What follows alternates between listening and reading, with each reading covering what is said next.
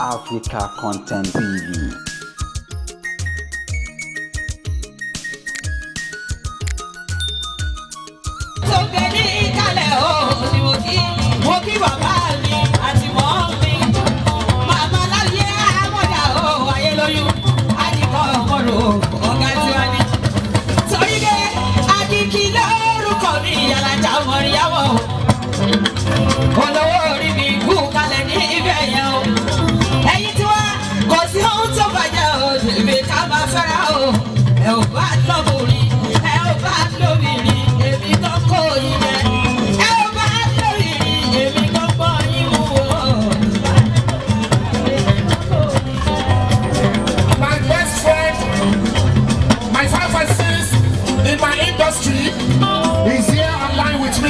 From Canada, Alhaji Kamarudin Ayele Odunlami is here with me live. God bless you, my brother. I know you love me plenty, and I do so, my brother. I appreciate you. Thanks for everything you do.